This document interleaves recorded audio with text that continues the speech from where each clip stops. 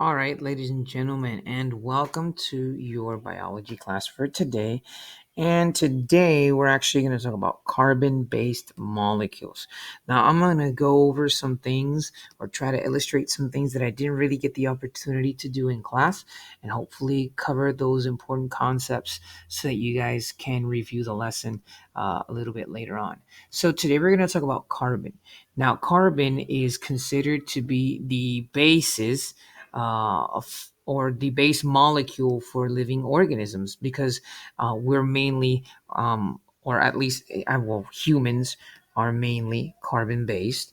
And although we're not the only carbon based life forms on this planet, but carbon is very important. So in our atmosphere, we'll find carbon mainly present as carbon dioxide or CO2.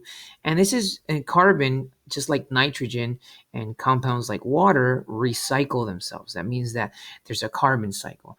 Now, I'm not going to go over the carbon cycle itself. There's other resources or other reference videos that you can go to for that.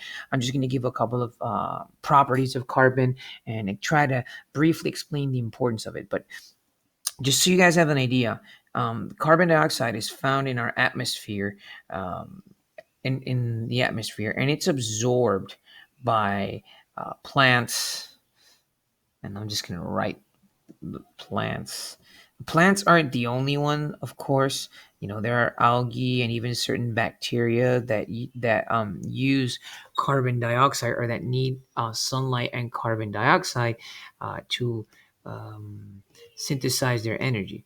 And basically, when plants undergo photosynthesis, and again, we'll talk about that a little bit later on, when plants undergo photosynthesis, they'll release a byproduct, which is oxygen, which of course is very important for us.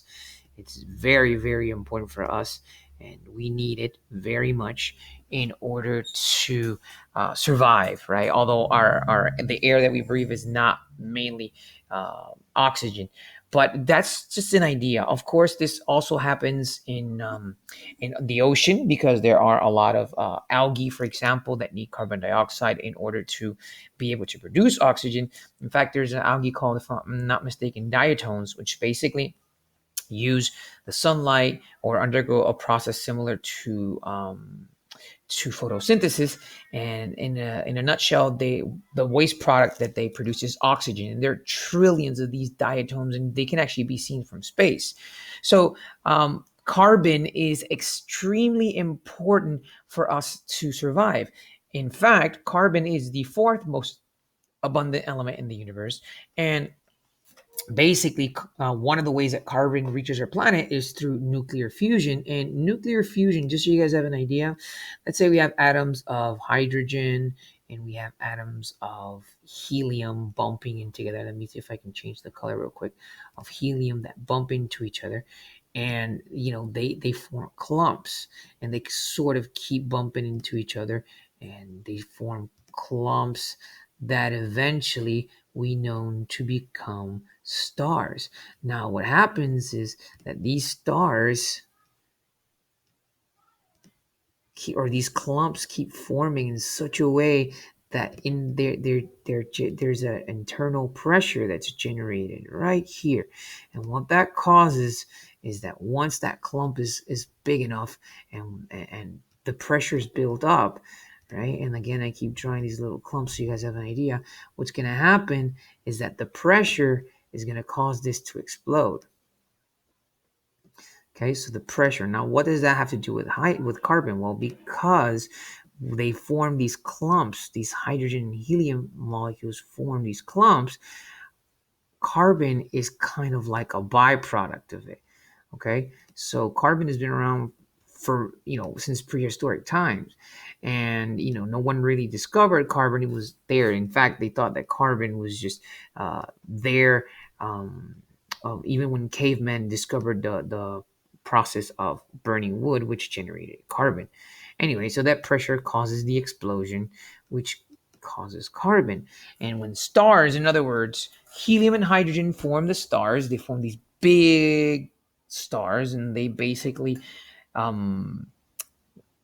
generate pressure and that pressure causes an explosion, and it causes carbon to be formed, and that carbon reaches our atmosphere. So then that kind of gives you an introduction of what we're going to be talking about when we talk about carbon based products, so or carbon based molecules. So I am on section 2.3 of your textbooks, and I'm looking for the pictures right here. And today's topic is carbon-based molecules. And because our topic is carbon-based molecules, I'm actually going to start where it says carbon atom is often called the building block of life. Carbon atoms are the basis of most molecules that make up living things. So the importance of carbon, okay? Carbon is referred to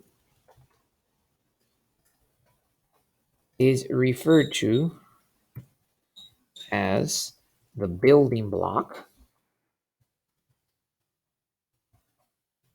of the building block of life. And carbon forms, here's some of the properties of carbon, right, or some of the facts of carbon, is that um, form most molecules that make up living things.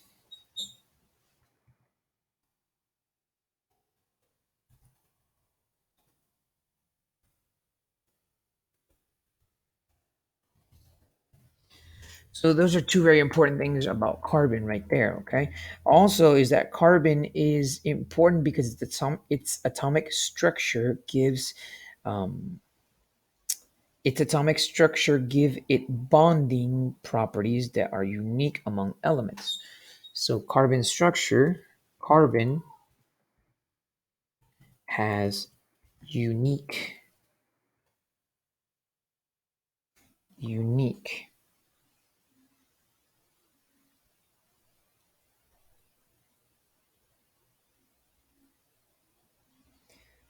I'm sorry, I got lost there for a minute. All right, unique among, so carbon has unique bonding properties. And one of the things is that and we're going to see in a minute, they form covalent bond, but they form double and even triple covalent bonds because they can bond to themselves and other elements. So that's one of the reasons that make it unique. Another thing about carbon is that carbon-based molecules have three fundamental structures. Okay, carbon-based molecules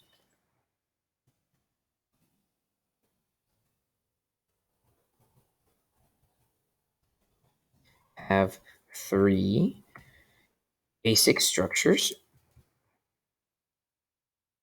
and the structures are branched,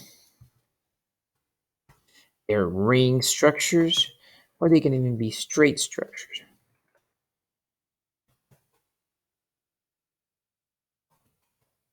Now, carbon is so important that there's even an entire branch of chemistry that is dedicated to the study of carbon, and it's called organic chemistry. So these are some of the things that make carbon so important. Number one is that is referred to as the building block of life, and it says that it forms most molecules that make up living things.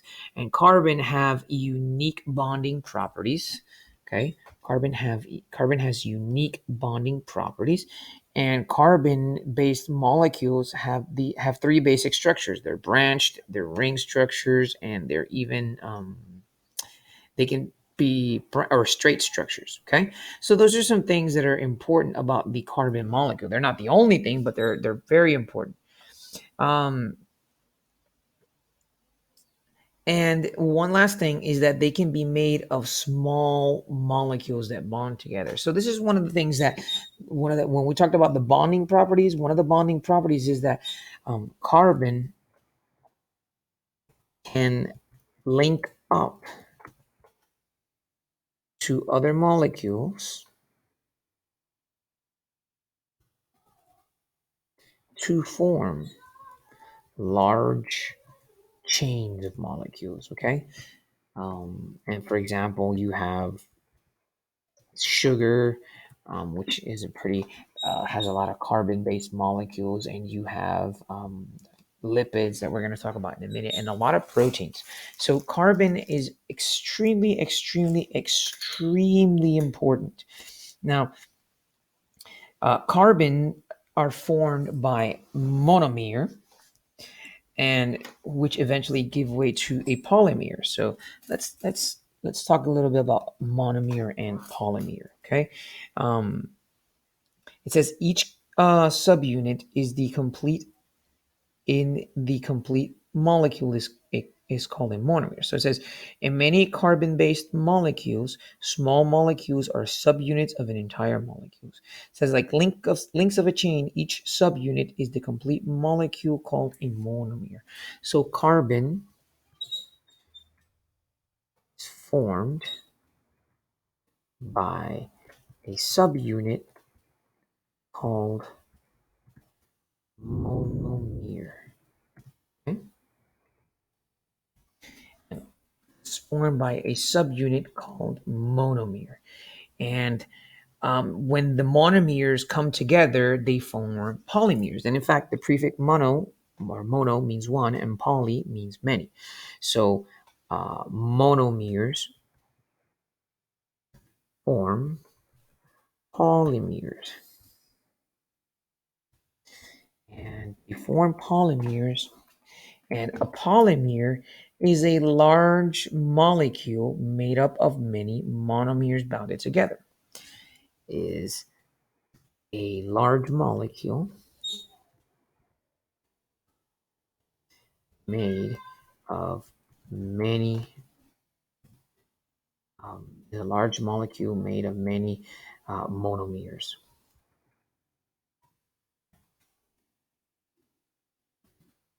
Made of monomers.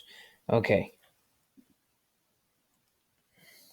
Now, there are four types of carbon-based molecules.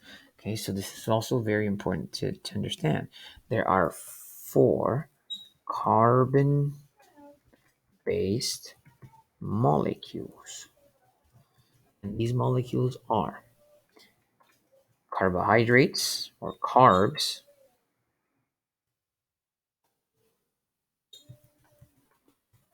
proteins, okay, lipids,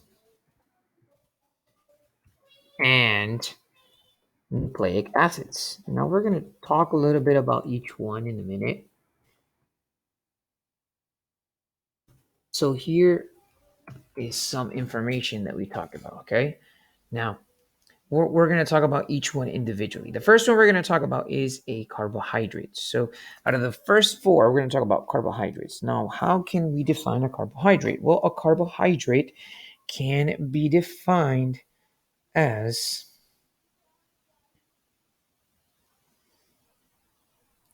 carb are molecules composed of carbon, hydrogen, oxygen. Okay, so carbohydrates or carbs, let's just call them carbs to abbreviate, are carbon-based molecules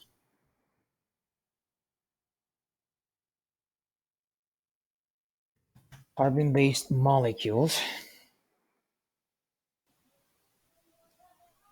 made of carbon, hydrogen, and oxygen. Made of carbon, of course, because they're carbon-based. Carbon, hydrogen, and oxygen. And they include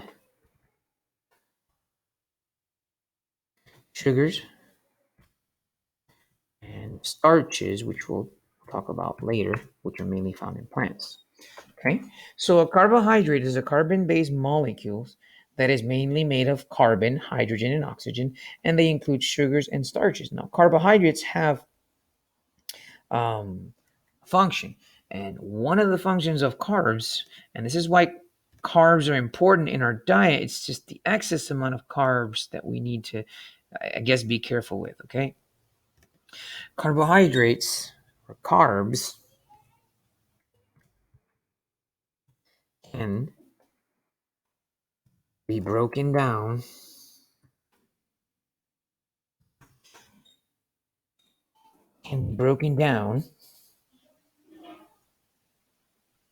to provide a source of usable energy for cells.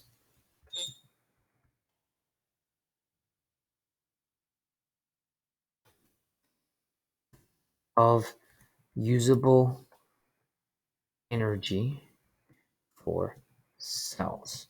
Okay, so carbon-based molecules or carbs, I'm sorry, so carbohydrate or carbs are carbon-based molecules made of carbon, hydrogen, and oxygen. They include sugars and starches, and they can be broken down into usable to provide a usable chemical source for cells, or to provide a usable chemical energy source for cells. Okay, um, and they're very important in plant structures as well. Okay.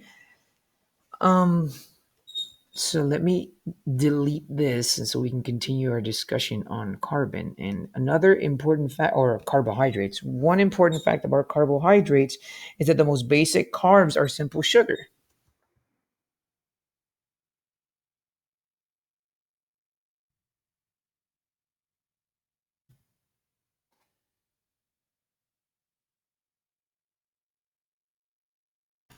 Simple sugars. Okay, the most basic carbs are simple sugars, and or they're also referred to as monosaccharides. Um, and simple sugars can be bonded to make a larger carbohydrate. Okay, so simple sugars can bond to make um, larger carbs.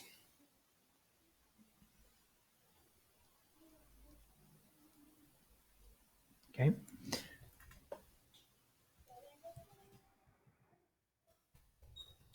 for example,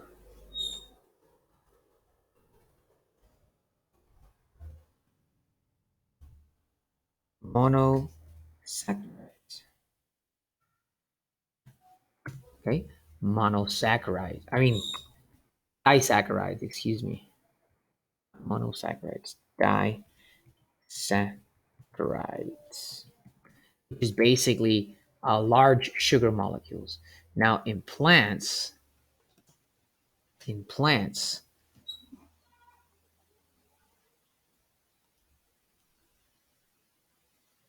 starches are made and stored by plants as they can be broken down as a source of chemical energy by plants. Okay, so starches, carbohydrates in plants are made of starch or carbs in plants are stored as starches, and in animals as glycogen. Now, I was explaining in class today that basically the sugar in our body is stored in glycogen, because sugar is pretty much the energy, the chemical energy source that we need, and eventually all foods turn into sugars. It's the excess of sugars that can cause certain complications. Okay, so that being said, let's move on then, and let's talk a little bit about the plants. So it says that cellulose is somewhat different from starch and glycogen, and cellulose makes up the cell wall that is the outer covering area in plants. So cellulose, which is another form of carbs, but in plants, okay, um, make up the cell wall. Okay,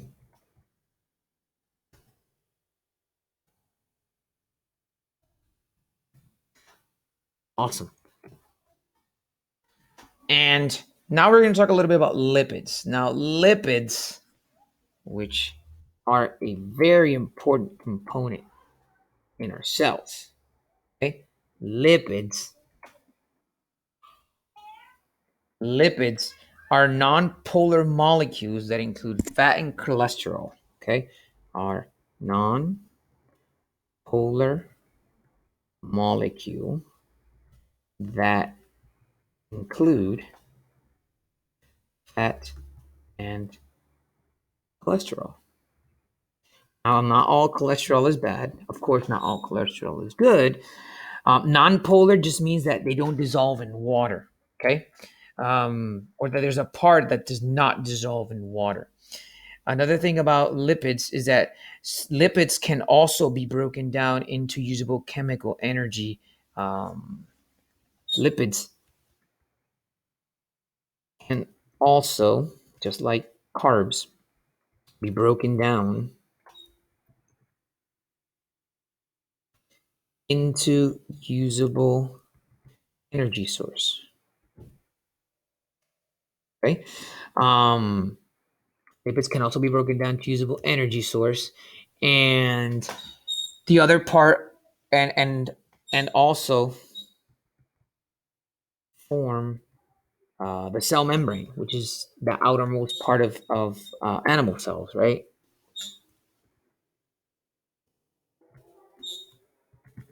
Okay. So those are some things about lipids, which is another form of another carbon-based molecules. Let me clear my drawings real quick so we can continue talking about uh, lipids and the function that they have in our bodies. Lipids. Um, Lipids are found in animal fats, such as food and butter, and plant fats as oils and olive oil. So in animals,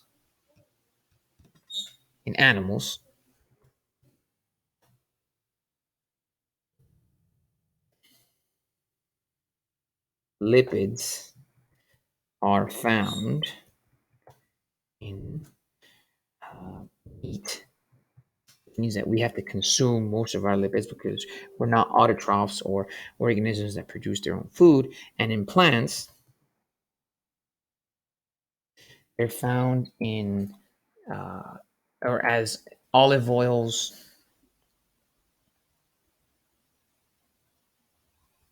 and peanut oil.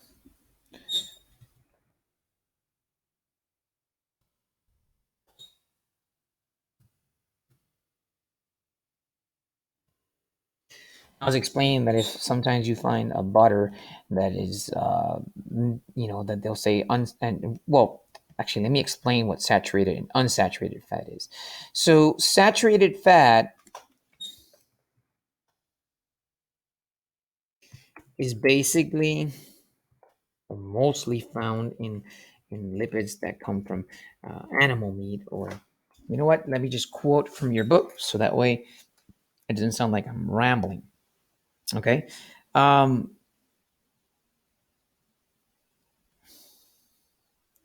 and I'm reading from your book.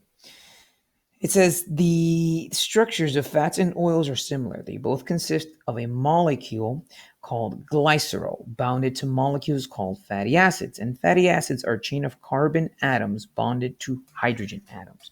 So let's talk about fatty acids before I talk about saturated and unsaturated fats. So fatty acids, fatty acids, fatty acids are chains of carbon atoms bounded to hydrogen.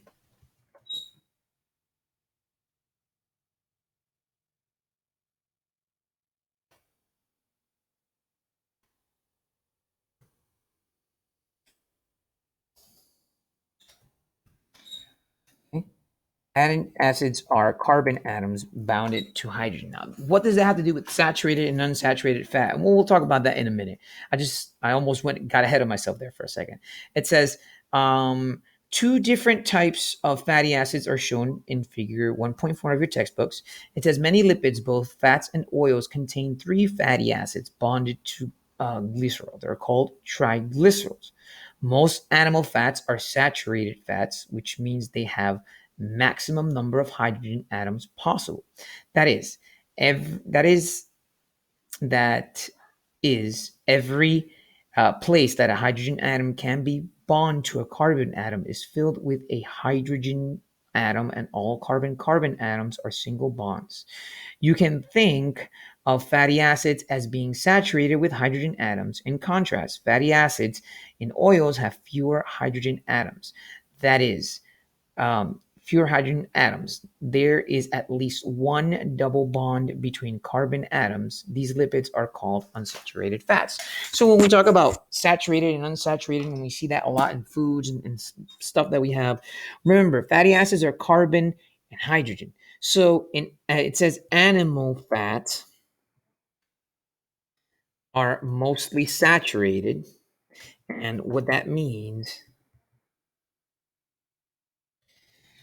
is that, and let me see if I can use the pencil real quick. What that means is that in animal fats, there's much more hydrogen atoms in the molecule, in the lipid molecule, than there is um, in the in the oils.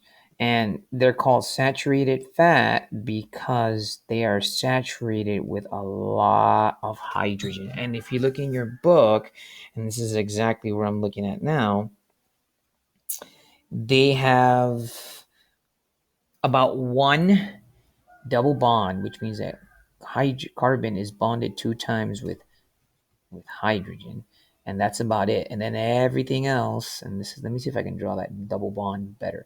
What a double bond means is it means that it has two bonds, and then basically everything else is just carbon, hydrogen, and I'm giving you a little bit into of introduction to organic chemistry. Although mainly we see this, you see this classes taken at a university level for students of biology or students who want to study medicine. But just so you guys have an idea, so basically, a saturated fat is called saturated because it's saturated with a lot of oxygen.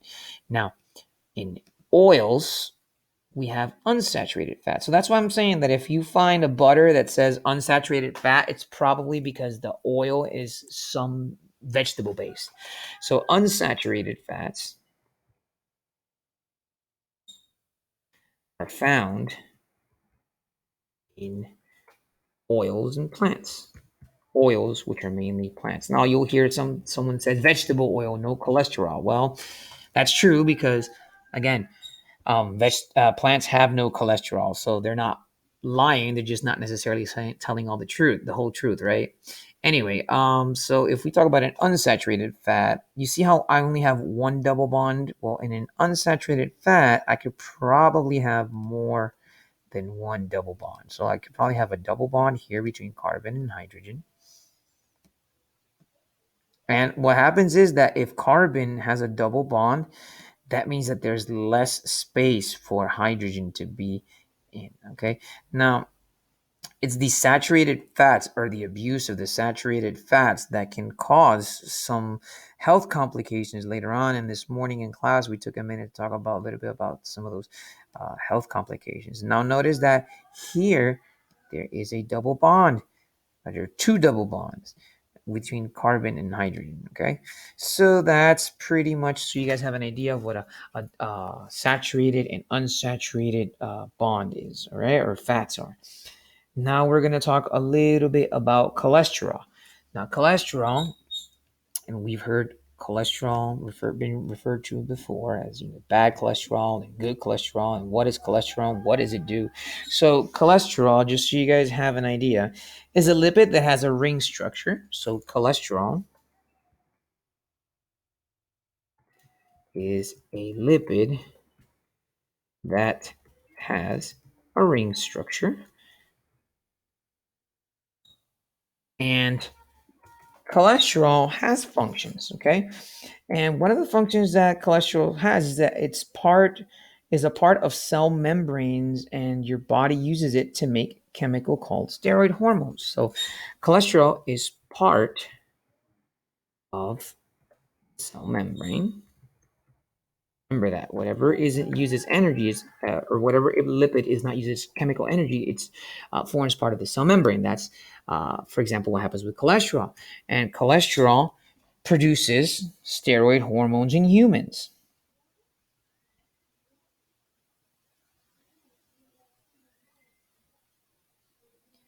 And cholesterol, uh, or the human body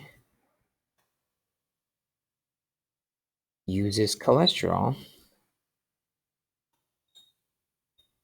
to form steroid hormones. Now, again, you'll hear, athletes using steroids and all these things. Well, your steroid is something that's naturally produced by your body, and steroids have functions. For example, um, they regulate body stress. So, steroids regulate body stress, and steroid hormones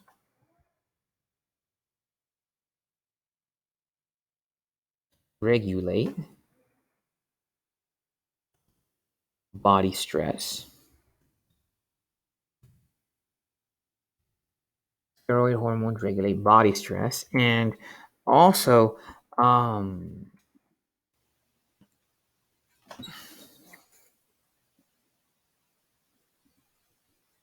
they also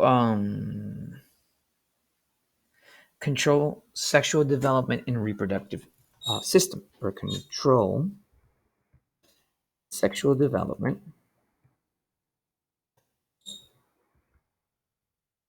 in the reproductive system. And what I mean by that is that, for example, they produce testosterone in men and estrogen in women.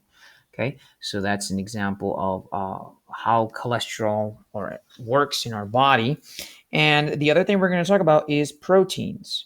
Okay, so proteins is a polymer made up of amino acids. So protein is a polymer made up of amino acids. So the amino acids are very important because it's the combination of the amino acids that make the protein, and it's the protein that undergoes a function. So let's talk a little bit more about that. Okay, so amino acids are molecules that contain carbon, hydrogen, oxygen, and nitrogen. Okay, so amino acids contain, and I'm just going to abbreviate as CHON, carbon, hydrogen, oxygen, nitrogen. So amino acids contain carbon, hydrogen, oxygen, and nitrogen, or CHON. And what they do is they make up the proteins. Now, interesting thing about the amino acids is that organisms use 20 different amino acids to build proteins. Okay, so organisms use 20 um, amino acids to make protein. And some of them go from the amino acids that make the protein that form the hormone of melanin, which is skin pigmentation. So that's an example of how, or a way of illustrating how important these amino acids are, and how important they are in our body. Okay, so organisms use 20 amino acids to make proteins, but our body only produces 12. So what does that mean, that our body only produces 12? That means that the other amino acids must be part of our diet. Okay, so and let me just write it the way it's in the book, so that way I don't sound awkward when I when I try to talk to mention this. It says the others come from foods you eat. Okay, so the other come from the foods that we eat. The other 8.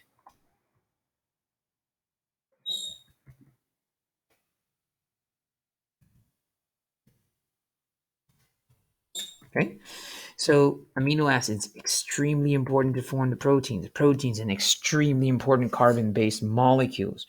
It says all amino acids have similar structures. Each amino acid monomer has a carbon atom that is bonded to 4 other parts. Amino acids form covalent bonds called peptide bonds. So that's also important. Amino acids form covalent bonds called peptide bonds. And then we're going to talk about, and this is where we kind of left off in class. We didn't really get much of a chance to, so I'm going to take the opportunity now. And we're going to talk a little bit about nucleic acids. Now, nucleic acids are very, very, very, very, very important. Okay.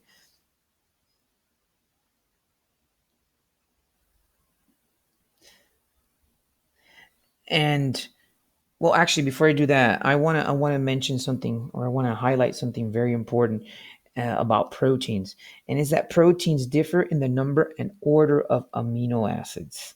Okay, proteins differ.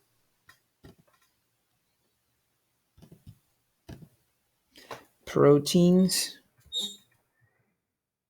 differ in the order. Okay, proteins differ in the number and order of amino acids. So in the number and order of amino acids. So that means that they're organized in a specific sequence.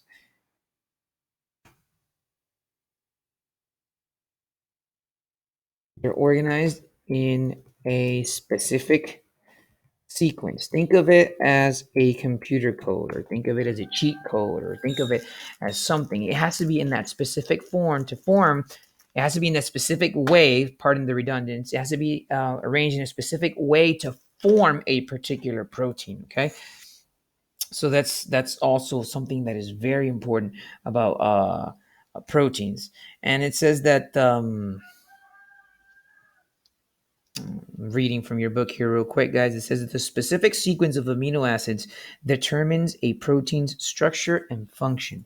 So a specific sequence of amino acids determine specific sequence of amino acids determine a protein's structure and function.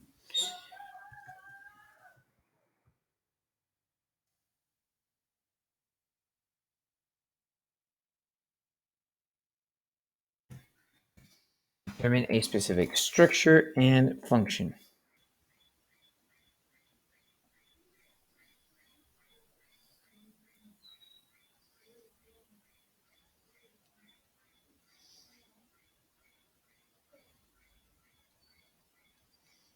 Okay. Now we're going to talk about nucleic acids. So, what are nucleic acids? Nucleic acids are polymers that make up monomers called nucleotide. Okay.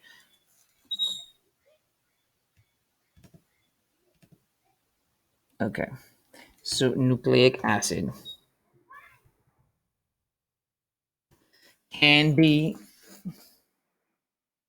or are polymers that are made up of monomers, are polymers that are made up of monomers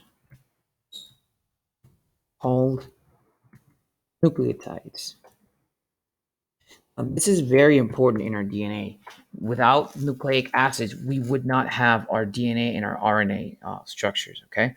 Um, it says a nucleotide is composed of a sugar phosphate group and a nitrogen containing molecule called a base. There are two general types of nucleic acids, DNA and RNA. So let's talk a little bit about what a nucleotide is. Okay. So a nucleotide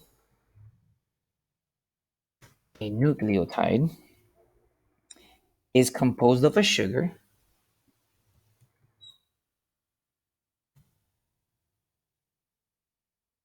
Is composed of a sugar. It's composed of a sugar, a phosphate group, and a nitrogen containing molecule.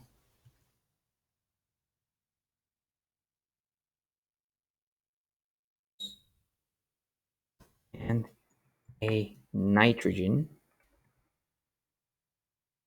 and a nitrogen containing molecule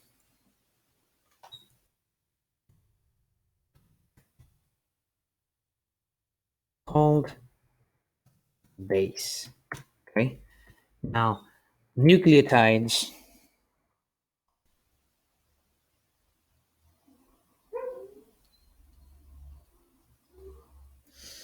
are two general types of nucleic acids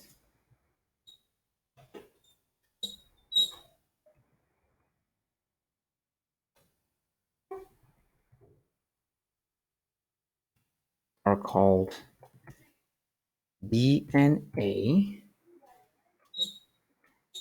and RNA, ladies and gentlemen.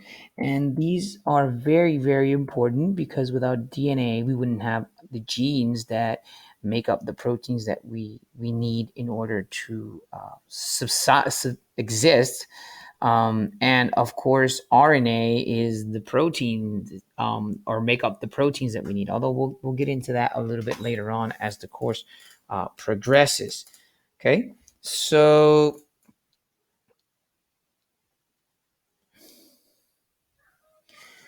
DNA stores, and let's talk about DNA and RNA real quick at a very, very general way. It says DNA stores the information for putting amino acids to make proteins. Okay, so DNA stores the information. DNA stores the information for putting amino acids together.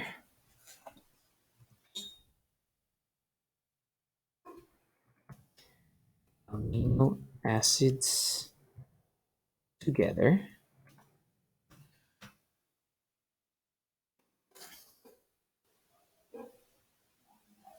And RNA helps to build protein. RNA helps to build proteins. Okay? And RNA helps to build proteins. So DNA stores the information for putting amino acids together. So the DNA has the information, and then the DNA has to turn into RNA. We'll see that a little bit later on. And the RNA is what actually forms the protein. DNA is the basis of genes and heredity, but cannot do anything by itself. Instead, the structure of DNA, the order of nucleotides, provides the code for the proper assembly of proteins. In other words, DNA is the one that has the instructions, and RNA is the one that helps build the protein. So the information is here, but these are the guys that do all the work. Well, not do all the work, but do the actual forming of the protein. And if, of course, there's an error in protein, that means there is an error in the DNA. So, guys, that is it for section 2.3. The assignment is already on the LMS, but just in case, you're supposed to answer questions 1 through 3 in the formative assessment at the end of section 2.3. So enjoy the rest of your day, guys. Bye.